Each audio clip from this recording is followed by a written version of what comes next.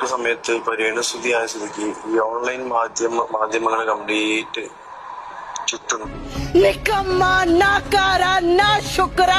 നമസ്കാരം, പുതിയൊരു വീഡിയോയിലേക്ക് എല്ലാവർക്കും ഹർദ്ദമായ സ്വാഗതം.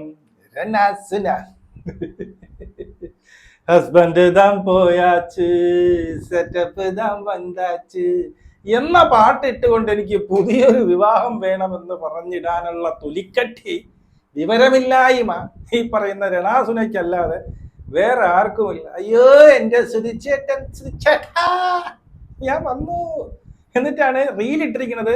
എനിക്ക് ഇനി ഒരു കൂട്ട് വേണം. ശരി, ഓക്കെ, കൂട്ട് വേണം, തേങ്ങ വേണം, എന്നിട്ട് ഇട്ടിരിക്കണ പാട്ട് ഹസ്ബൻഡ് ദാം പോയാച്ച് സെറ്റപ്പ് ദാം വந்தாച്ച്. സത്യം പറഞ്ഞ മലയാളത്തില് ഇനി എന്ത് പറഞ്ഞവളെ വിളിക്കണമെന്ന് എനിക്ക് ഒരു പിടുത്തവുമില്ല. അമ്മാതിരി അപരാധമാണ് കാണിച്ചുകൊണ്ടിരിക്കുന്നത് എന്നുള്ളതാണ്. ഇപ്പോ എന്നാൽ ഒരു ഹിന്ദിക്കാരി ഇടുന്ന കുറെ നല്ല നല്ല വാക്കുകൾ രണാസുനെ വിളിക്കുന്നുണ്ട്. അത് നമുക്ക് ആദ്യം ഒന്ന് കേൾക്കാം. निकम्मा, नाकारा, ना शुक्रा, ना समझ, बेकार, बदतमीज, बेगैरत, बेशरम, बददिमाग, घटिया, गिरा हुआ, 2% का नीच, लुच्चा, धोखेबाज, फ्रॉड, झूठा, खुदगर्ज, एहसान फरामोश. ഇതിലപ്പുറം വാക്കുകളൊന്നുമില്ലടേ. ഇതെല്ലാം ഇതിൻ്റെയൊക്കെ അർത്ഥം അറിഞ്ഞുകൂടെങ്കിൽ നിങ്ങൾ പോയി ഡിക്ഷണറി പോയി നോക്കിക്കഴിഞ്ഞാൽ ഇതെല്ലാം ഇതിലേക്ക് കൃത്യമായിട്ട് 101% സൂട്ടാവുന്ന ആപ്റ്റാവുന്ന വാക്കുകളാണ് ഇവർ വിളിച്ചിരിക്കുന്നത്. എന്തൊരു സുഖം കേൾക്കുമ്പോൾ. മലയാളത്തിൽ ഇതിൻ്റെയൊക്കെ വാക്കുകൾ കണ്ടുപിടിക്കാൻ വലിയ വലിയ വലിയ വലിയ വലിയ പാടാണ് കേട്ടോ. അപ്പോൾ ഇതാണ് സംഭവം. ഇത് ഈ പറഞ്ഞ വാക്കുകളെല്ലാം ഇവൾക്ക് ആപ്റ്റാണ്. മനസ്സിലായോ? മലയാളത്തിൽ പറഞ്ഞ കുറേ ഉണ്ട്, അവിടെ ഇരിക്കട്ടെ. ഇനി ഈ പറയുന്ന രണാസുനയ്ക്ക് പണ്ടേ ഉള്ളൊരു സ്വഭാവമാണ്. കൂടെ ആര് നിൽക്കുന്നു അവരെ അവസാനം വരുമ്പോൾ അവരെന്ത് ചെയ്യുക, അവർക്കെതിരായിട്ട് തിരിയുക, അവരെ തള്ളക്കി വിളിക്കുക, എല്ലാം വാങ്ങിച്ചെടുക്കും. മോനെ, ചക്കരി, മാമ, ഉമ്മ, എൻ്റെ ദൈവമാണ്, എൻ്റെ കർത്താവാണ്, എൻ്റെ ഭർത്താവാണ് എന്നൊക്കെ പറഞ്ഞുകൊണ്ട് കൂടെ നിർത്തും. മാക്സിമം ഊറ്റാനുള്ള ഊറ്റും. ഇതിന് കയറുമ്പോൾ അവരെ തിരിഞ്ഞ് തള്ളക്കി വിളിക്കും എന്നുള്ളതാണല്ലോ ഇവിടുത്തെ നടന്നുകൊണ്ടിരിക്കുന്നത്. അത് തുടക്കം മുതലേ ഉണ്ട്, ഇപ്പോഴും ഉണ്ട്. ഇപ്പോൾ അവരെ കൂടെ ഒട്ടി നടന്നു കഴിഞ്ഞാൽ അവരുടെ വാലാട്ടി ഞാൻ നടക്കുന്ന സജീനി ആയിക്കോട്ടെ, എനിക്ക് ശ്രീതുവ ആ കൊച്ചായിക്കോട്ടെ, ഇവരെല്ലാവരും ഇപ്പം എഗെയിൻസ്റ്റ് ആയിട്ട് തിരിഞ്ഞിട്ട് അവർക്ക് മനസ്സിലായിട്ടുണ്ട് എന്നുള്ളതാണ്. ഒരു തരത്തിൽ എനിക്ക് ഏറ്റവും കൂടുതൽ ഞാൻ ഞെട്ടിപ്പോയത് ആ സജീന എന്ന് പറയുന്ന ആ കൊച്ചെന്തെന്ന് പറയുമ്പോൾ ഈ രണാസുനയെ വിളിച്ചുകൊണ്ട് ഒരു ഇന്റർവ്യൂ ലാസ്റ്റ് ഇവർ സപ്പോർട്ട് ചെയ്തേയില്ല, അതിന്റെ ക്ലാരിഫിക്കേഷൻ കൊടുക്കാമെന്ന് പറഞ്ഞുകൊണ്ട് വിളിച്ചിരുത്തിയിട്ട് പറയുകയാണ് എന്താണ്, ഇതുപോലെ റീലൊക്കെ ഇടണൊക്കെ കുഴപ്പമില്ല, അതിന് ശേഷമുള്ള ഷൂട്ട് നീ ഈ പ്രേക്ഷകർക്ക് വേണ്ടി ഇട്ട് കൊടുക്കുന്നത് അത് നിന്നെ ഇഷ്ടപ്പെടുന്നവർ നിന്നെ ഒരുപാട് സങ്കടം ഉണ്ടാക്കുന്നവൾ പറഞ്ഞ ആ ഒരു ന്യായമാണ്. എന്നുവെച്ചാൽ അവളുടെ അണ്ണാക്കിൽ പിരിയട്ടി പോലെയാണ് സജീന അവിടെ ഇരുന്നത്. എന്തു പറയണമെന്ന് പറഞ്ഞു. പറയില്ലേ, നിങ്ങളുടെ ആരെങ്കിലും പറഞ്ഞോ എന്നെ സപ്പോർട്ട് ചെയ്യും, നിങ്ങളുടെ എനിക്ക് തോന്നിയതുപോലെ സൗകര്യമുള്ള പോലെ ചെയ്യും, നിങ്ങൾക്ക് വേണമെങ്കിൽ ഇഷ്ടപ്പെട്ടാൽ മതി, വേണമെങ്കിൽ കിട്ടും. ഇതാണ് ആറ്റിറ്റ്യൂഡ്. ഇതാണ് നമ്മൾ വർഷങ്ങൾക്ക് മുമ്പേ സജീന ഉൾപ്പെടെയുള്ളവർ അല്ലെങ്കിൽ ചെയ്ത് വർഷങ്ങൾക്ക് മുമ്പ് നമ്മൾ പറഞ്ഞുകൊണ്ടിരിക്കുന്ന ഇതാണ് ക്യാരക്ടർ. നിങ്ങൾക്ക് മനസ്സിലായത് ഇപ്പോഴായിരിക്കും. അല്ലാന്നുണ്ടെങ്കിൽ ആ ഒരു ആൽബം ഷൂട്ട് ചെയ്യാൻ പോയി അപ്പം കണ്ട ഒരു എന്താണ്, ഇവർക്ക് ഈ രണ്ടുപേർക്കും അറിയാം ഇതാണ് ക്യാരക്ടർ എന്ന്. ഇവർക്ക് രണ്ടുപേർക്ക് വീണ്ടും ഈ പറയുന്ന ഒരു വിധത്തിൽ എങ്ങനെയെങ്കിലും ഒന്ന് വെളുപ്പിക്കാമെങ്കിൽ പറ്റണമെങ്കിൽ പറ്റട്ടെ എന്ന് പറഞ്ഞാണ് ആ പറയുന്ന സജീന ഇവളെ കൊണ്ടിരുന്ന ലൈവിൽ കൊണ്ടിരുത്തിക്കൊണ്ട് ഇനി ഞാൻ അങ്ങനെ ചെയ്യില്ല എന്ന് അവൾ പറയുമെന്ന് അവൾ പ്രതീക്ഷിച്ചു. പക്ഷേ രണാസുന, ഞാൻ ഇനി ഇങ്ങനെ ചെയ്യുള്ളൂ, ഞാൻ ഈ പറയുന്ന ഷൂട്ടല്ല, എനിക്ക് മീൻ അതിന് ശേഷമുള്ള ഷൂട്ട്, അത് പിടി വലിയ ബഹളം, പിന്നീട് ആൾക്കാരെ തെറ്റിദ്ധരിപ്പിക്കുക, എനിക്ക് ഭർത്താവുണ്ടെന്ന് പറയുക, ഞാൻ ലെസ്ബിയൻ ആണെന്ന് പറയുക, എനിക്ക് അങ്ങനെയുള്ള കാര്യങ്ങൾ. അപ്പം അവളത് പറഞ്ഞു, നീയൊക്കെ നിന്റെ ഒന്നും ഔദാര്യം വേണ്ട, രണാസുന വേറെ ലെവലാണ്, നീയൊക്കെ ആരും ഇല്ലെങ്കിൽ ഞാൻ എന്ത് ചെയ്യാം, ഞാൻ ജീവിക്കും എന്നുള്ള അഹങ്കാരത്തിൽ എത്തിയിട്ടുണ്ട്. അഹങ്കാരം എന്ത് ചെയ്യാണ്, നാശത്തിന്റെ തുടക്കം, ഇത്രയേ എനിക്ക് പറയാനുള്ളൂ എന്നുള്ളതാണ്. അപ്പോൾ അവർ കൈയൊഴിഞ്ഞിട്ടുണ്ട്, അവർ മാന്യമായിട്ട് കാരണം അവർ മാറും. കാരണം ഇപ്പോൾ മേഡം ഓടിയാണ് തെരുവിളിയാണ്, കമന്റ് ബോക്സിൽ ഒരൊറ്റ എണ്ണയില്ല. കുറെ ഇതുപോലത്തെ കുറെ പാഴുകളുണ്ട്, കുറെ പാഴുകളാണ് ഇപ്പോഴും വന്ന് സപ്പോർട്ട് ചെയ്യുന്നത്. ആ സപ്പോർട്ട് ചെയ്യുന്നത് ഈ രണാസുനയുടെ അതേ ക്യാരക്ടറുള്ള, എങ്ങനെയെങ്കിലും ഇതുപോലെ പോയി നാല് വയറും മൂടും മറ്റതും കാണിച്ച് 4 പേരെ അറിഞ്ഞ് ഇതുപോലെ പൈസ ഉണ്ടാക്കണമെന്ന് ആഗ്രഹിക്കുന്ന കുറെ നാറികൾ മാത്രമാണ് ഇപ്പൊ സപ്പോർട്ട് ചെയ്യുന്നത് എന്നുള്ളതാണ് ഇവിടെ. ഇനിയിപ്പോ ആ കൂടെ ദാസേട്ടൻ കോഴിക്കോടിന്റെ ഒരു വോയിസ് വന്നിട്ടുണ്ട്. അതിനകത്ത് ദാസേട്ടൻ കോഴിക്കോട് എന്താണ് പറയുന്നത് എന്ന് നമുക്ക് കേൾക്കാം. ആൽബത്തിന്റെ വർക്കാണ്, അത് റീൽസ് അല്ല. ആൽബത്തിന്റെ വർക്ക് സമയത്ത് പരിണസ്ഥിതിയായ സ്ഥിതിക്ക് ഈ ഓൺലൈൻ മാധ്യമങ്ങളെ കംപ്ലീറ്റ് ചുറ്റുണ്ടാവും. അവര് കണ്ടന്റിന് വേണ്ടി നമ്മളെ ഈ എന്താ പറയാ ഈ നമ്മളെ ഈ മരുഭൂമിയിലൊക്കെ കണ്ടില്ലേ, നമ്മുടെ ഈ കഴുകന്മാരൊക്കെ ഈ നമ്മളിങ്ങനെ മരിക്കാനാവുന്ന ഘട്ടത്തിൽ ഇങ്ങനെ നിൽക്കുന്ന ചുറ്റും കഴുകന്മാർ നിൽക്കില്ല, അതേപോലെയാണ് ഈ ഓൺലൈൻ മീഡിയാസ്. മനസ്സിലായോ? ആൽബത്തിന്റെ ഷൂട്ടിനിടയ്ക്ക് ചെറിയൊരു കഴുത്തിന്റെ അവിടെ കിസ് ചെയ്യുന്ന സീൻ മറ്റേ ഡയറക്ടർ പറയുമല്ലോ നമ്മൾ ചെയ്യും, പക്ഷെ ആ ചെയ്യുന്ന സാധനം മുഴുവനായിട്ട് ആൽബത്തിൽ വരൂല, ചെറിയ ഭാഗം. ഈ ഓൺലൈൻ മീഡിയാസ് കഴുകന്മാരെ പോലെ ചുറ്റും നിന്നിട്ട് അവർ പകർത്തുന്ന സാധനങ്ങളാണ് നിങ്ങളുടെ അടുത്തേക്ക് വരുന്നത്. നമ്മൾ സിനിമ ഷൂട്ട് ചെയ്യുമ്പം ഒരു സിനിമയിനകത്ത് ഒരു ബെഡ്റൂം സീൻ ഉണ്ടെന്ന് വിചാരിക്കുക. അപ്പൊ സ്വാഭാവികമായ രീതിയിൽ നമ്മൾ സിനിമയിൽ കാണുന്നവരായിരിക്കും ആ സീൻ, അല്ലേ? 1, 2, 3, 4 ടേക്കുകൾ എടുക്കും. അതുപോലെ ആ ടേക്കുകൾ എടുക്കുന്ന സമയത്ത് ഇവർ കഴുകന്മാരെ പോലെ ചുറ്റും നിന്നിട്ട് ഓരോന്ന് ചോർത്തിയിട്ട് പുറത്തു വിടുകയാണ് നിങ്ങളുടെ അടുത്തേക്ക് വരുന്നത്. ഇവര് ഈ രേണുസുതി എന്ന വ്യക്തിയെ സംബന്ധിച്ച് ഇവര് രേണുസുതിന് കൂടെ അപ്പുറം ഉണ്ടായിരിക്കും. രേണുസുതിനോട് റാസറൻ കോഴിക്കോടെന്നല്ല, ഏത് വ്യക്തി അഭിനയിച്ചു കഴിഞ്ഞാലും ഓൺലൈൻ ടീം അവിടെ എങ്ങനെയെങ്കിലും പാഞ്ഞെത്തും. മനസ്സിലായോ? അതാണ് അവിടെ സംഭവിച്ചത്. ഇത് റീൽസിന്റെ ഷൂട്ടല്ല, ആൽബത്തിന്റെ ഷൂട്ടാണ്. ആൽബം അയ്യേ, നമുക്കൊന്നും മനസ്സിലായില്ല. നമുക്ക് ഇപ്പോഴാണ് മനസ്സിലായത് ഇത് റീൽസിന്റെ ഷൂട്ടല്ല, ഇതിന് ആൽബത്തിന്റെ ഷൂട്ട്. എന്തൊക്കെ പറയുന്നുണ്ട്. അതായത് ഓൺലൈൻ മീഡിയക്കാർ അവന്മാരാണ് ഇത് വന്ന് മൊത്തം ചെയ്യുന്നത് എന്നുള്ളതാണ് പറയുന്നത്. നമ്മളൊരു കിസ് ചെറുതായിട്ട് വെക്കുകയുള്ളൂ, അവർ 4 സൈഡിൽ നിന്ന് പിടിച്ചു കൊണ്ടുവന്ന് ഇടുന്നു എന്നുള്ളതാണ്. ഈ ഓൺലൈൻ മീഡിയാസിനെ ആരാണ് ദാസേട്ട വിളിക്കുന്നത്? ദാസ എന്ന് വിളിക്കുന്നത്. നിനക്കളോടുള്ള ബഹുമാനമൊക്കെ പോയി കഴിഞ്ഞു. ദാസ തന്നെ ഈ ഓൺലൈൻ മീഡിയ ആരാ വിളിക്കുന്നത്? നിങ്ങളോട് കൂടെയുള്ള രണാസുനെ തന്നെയാണ് എന്ന് നിങ്ങളുടെ ഡയറക്ടർ വരെ പറഞ്ഞു കഴിഞ്ഞു. താങ്കൾക്കതിൽ തർക്കമുണ്ട്. താങ്കൾ എത്രയോ റീൽസിൽ അഭിനയിച്ചിട്ടുണ്ട്, എത്രയോ റീൽസും എത്രയോ ഷോർട്ട് ഫിലിംസ് ഒക്കെ താങ്കൾ അഭിനയിച്ചിട്ടുണ്ട്. ഏതിന്റെയെങ്കിലും ഈ രണാസുനെ അല്ലാതെ നായികമാർ വരും, ഇതിന്റെ ഇങ്ങനെയുള്ള കട്ടിങ്സുകൾ വരുന്നുണ്ടോ എന്നുള്ളത് നിങ്ങൾ ശ്രദ്ധിച്ചിട്ടുണ്ടോ? വരുന്നില്ല എന്നുള്ളതാണ്. ഇത് വരുന്നുണ്ട് എങ്കിൽ എന്താണ്, നിങ്ങളും കൂടി അറിയാം, 4 പേരെ അറിയട്ടെ. ഇതുവരെ ഓൺലൈൻ മീഡിയാസ് ഭയങ്കര പാവന്മാരെയൊക്കെ വിളിച്ചു വരുത്തി അവന്മാരെല്ലാം പ്രസിദ്ധ അവന്മാരെ കൊണ്ട് നടക്കുന്നു. ഇപ്പോ കുറച്ച് നെഗറ്റീവ് ആയപ്പോ ഓൺലൈൻ മീഡിയ തള്ളി പറഞ്ഞു തുടങ്ങി, അല്ലേ?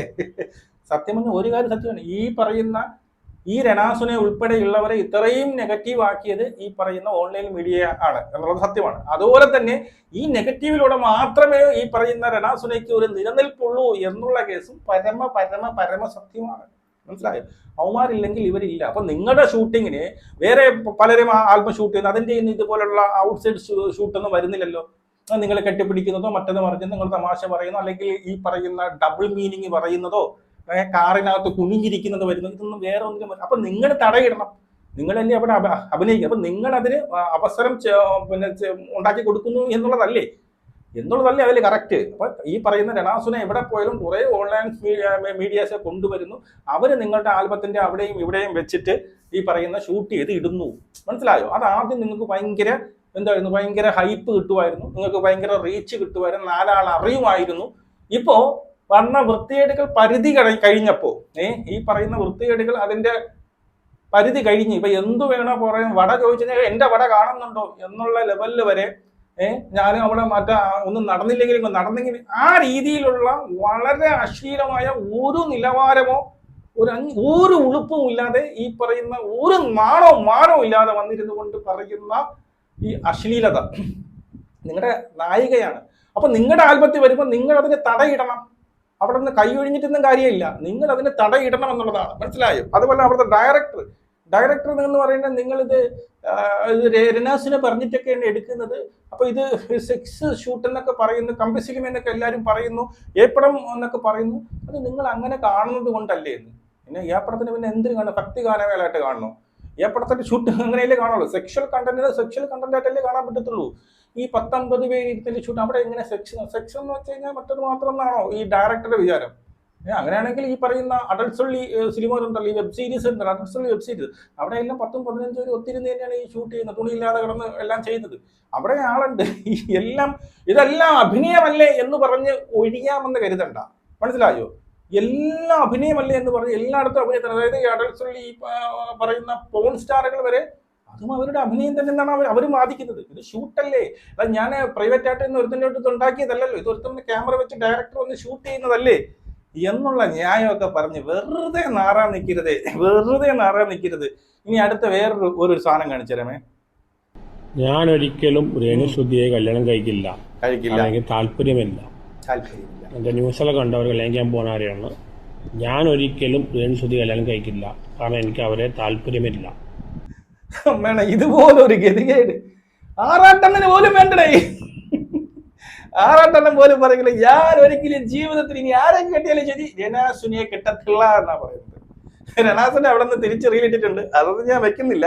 അതുകൊണ്ട് ഞാൻ ആരെ കെട്ടിയാലും ഞാൻ ഈ പറയുന്ന എന്താണ് നമ്മുടെ ആറാട്ടണ്ണനെ കെട്ടില്ല എന്നുള്ളതാണ്. രനാസുനെ മനസ്സിലാക്കുന്ന ഒരു കേസ് ആറാട്ടണ്ണന് പോലും താങ്കളെ വേണ്ട എന്നുള്ളതാണ്. അത്രയ്ക്ക് ചീഞ്ഞ് നാറി അത്രയ്ക്ക് ദുർഗന്ധമാണ് വമിക്കുന്നത്. നിങ്ങളുടെ അടുത്ത് നിന്നാണ് വമിക്കുന്ന ഒരു ദുർഗന്ധമുണ്ടല്ലോ, എത്ര വെള്ളത്തിൽ കുളിച്ചാലും തീരാത്തത്ര ദുർഗന്ധമുണ്ട്. അത്രയ്ക്ക് അഴുക്ക് പറ്റും.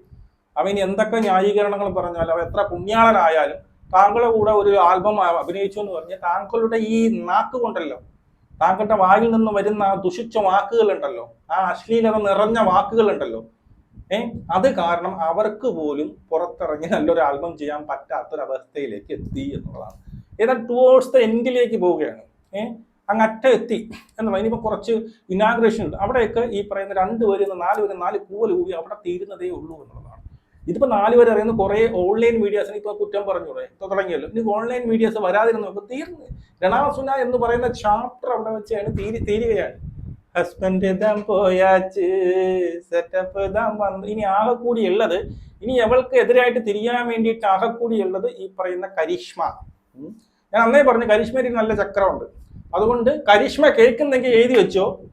കരിഷ്മയ്ക്ക് ചിലപ്പോൾ ഈ പറയുന്ന ഏതുതൊട്ട് ട്യൂഷനിൽ എന്തോ പഠിച്ചുകൊണ്ടിരുന്നപ്പോൾ ആ സമയം തൊട്ട് അറിയാമെന്ന് പറയുന്നത്. അതിൽ നിന്നും ഒന്ന് മനസ്സിലാക്കി വെച്ചോ, എന്ത് നിന്റെ പൈസ തീരും അന്ന് രണാസുന നിന്നെ ഈ കുറ്റം പറയും. നിന്റെയും കുറ്റം രണാസുന പറഞ്ഞിരിക്കും, എഴുതി വെച്ചോ. അല്ലാന്നുണ്ടെങ്കിൽ നീ അതുപോലെ പാദസേവ ചെയ്ത് നീ നടന്നു കഴിഞ്ഞാൽ കുഴപ്പമില്ല. മനസ്സിലായോ? രണാസുനയ്ക്ക് പണ്ടേ ഉള്ള സംഭവമാണ്, ആരെയും ഇങ്ങനെ എടുക്കാൻ പറ്റും, അതിൽ നിന്നൊക്കെ ഇങ്ങനെ എടുത്തുകൊണ്ടിരിക്കും.